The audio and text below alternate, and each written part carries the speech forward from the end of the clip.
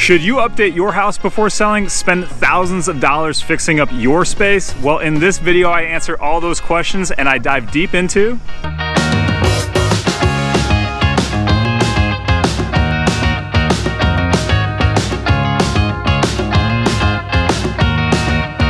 What is happening, everybody? This is Austin Weiss, your go-to real estate resource here in the Chicagoland area. If you haven't already, make sure to hit that subscribe button and tap that bell so you don't miss out on any of my future videos. I do a ton of video content all about what it's like to work, eat, live, and play right here in the Chicago Metro. So today's video is going to be answering one of the top questions I get from homeowners, and that's, should I fix up my house in order to sell it? I'm going to cover the simple hacks you can do right now so that when you're ready to sell in 6 months, a year, 2 years, whenever, you can get the most amount of money for your house, find that one buyer on planet Earth willing to pay more for your house than anybody else will in a time frame that's right for you. Just to reiterate from my other seller videos, buyers who are shopping for a house just like yours will also be looking at your competition, aka your neighbors, and two houses that are comparable in price, size, location. The one in the best condition will almost always be chosen unless the buyers are crazy or something. So I'm going to cover my 5 simple hacks that you can do to fix up your house that won't break the bank and that will help your house sell much quicker and for the most amount of money. All right, number 5, paint and patch those walls. So if you're like me, I love color, but if your house looks like a rainbow, you definitely don't want to have that presentation for someone who's coming into your house for the very first time.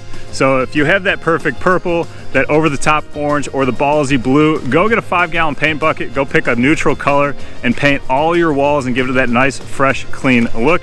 In addition, if you haven't painted for 10, 20, 30 years, there is a layer of dirt, and you might not notice it, but someone who's walking in your house for the very first time will see that right away, and it will distract them from seeing all the wonderful qualities that your home has to offer. So definitely paint. If you have holes in your wall from that crazy night when you decided to use your hallway as a bowling alley, definitely patch those up. That's a super simple fix. You probably watch a YouTube video, figure that out on your own, or hire a handyman, patch those up right away, and then make your house look fantastic. Number 4, light fixtures, switches, and outlets. First off, make sure all your switches and outlets match. If they haven't been replaced or painted since you originally moved in the house, it's probably a pretty good idea to update that look. Outlets is probably one of the number 1 cause on an inspection for a red flag, because a lot of houses were built when GFCI outlets were not a thing, and now you have to put them in all your spaces in the bathrooms and kitchens. Light fixtures, you know, they can either date your house or enhance your house. Our goal is to enhance your house as much as possible. So go to Home Depot, go get some really affordable light fixtures, 50, 60 bucks, swap out the old ones, put in something new. It'll make a world of a difference to a buyer when they're coming through your house. You give it a nice fresh look, especially when it's right next to that new paint. Number 3, curb appeal. Add color, people. Flowers, mulch. If you have a sitting area such as a front porch or a beautiful front yard, add some chairs with some beautiful colored pillows and just give it some pop. Help people envision themselves enjoying that space as much as possible. Now, as far as landscaping, definitely cut your grass. You don't want to have someone pull up to your yard with 6 inches, 12 inches of grass just going unkept. Trim those trees, cut those bushes, and definitely tidy up those weeds as much as you possibly can. Now, when the weather changes, like it will here in a couple weeks, you might be able to see the trees changing colors behind me just a little bit. Definitely rake those leaves, and when the snow starts falling, you want to clear those walkways and shovel the driveway. I've definitely fallen before, and I've also pulled up to houses with potential buyers of a property, and they've just foregone looking at the house because they couldn't get through the driveway and all the snow up to the front door. So you wouldn't want that to be you, I'm sure of it. So in addition to that, you definitely want to clear any toys, trash cans, and any other unnecessary objects. Inspect your siding, your gutters, your shutters on your windows, and anything else that you might be concerned about for a buyer potentially coming and taking a look at your house. The main object with the exterior of the house is that's your first impression. So that's the first thing that the buyer is going to see when they get out of their car. And I've had several people who have not been impressed by the exterior of the house, and they just haven't even gone to look at the inside of the house. So make sure that's not you when you're selling your house. Number 4, clean your house. Now, potential buyers only know what they see, not what it can be. Potential is very difficult for a lot of people, so you want to clean your house as much as possible. Wash those windows, wipe down those shelves and countertops, and definitely clean those stains in the carpet. If you need someone, I have a fantastic carpet cleaning company. They're in and out of your house within a couple hours, and they're super affordable. If your carpet is well past its useful life, I hate to say it, you're definitely going to need to replace that carpet because it's going to be a bad stain on a potential buyer when they come and look at your house.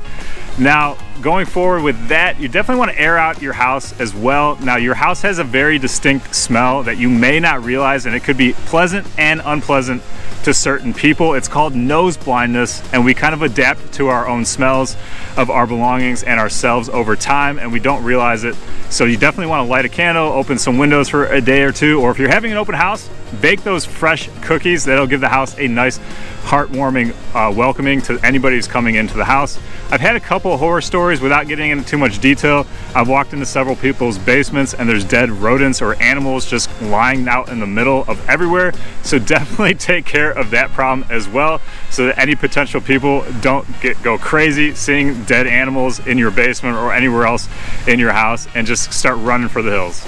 And number 1, and it's definitely the most important in my opinion, is to declutter. You're moving anyways, time to get a head start on packing. So you want to reduce as much as possible as you're selling your space, not your stuff. So what you want to do is get everything off the floor, take those stacks of magazines and books, and definitely clear off the countertops and open up some shelf space. Now you want to reduce furniture as much as possible. You really do not need 10 sitting chairs in your front living room. So you can either donate those or sell them and use the proceeds to help pay for the movers or whatever. If you donate, you can actually use that as a tax write-off as well.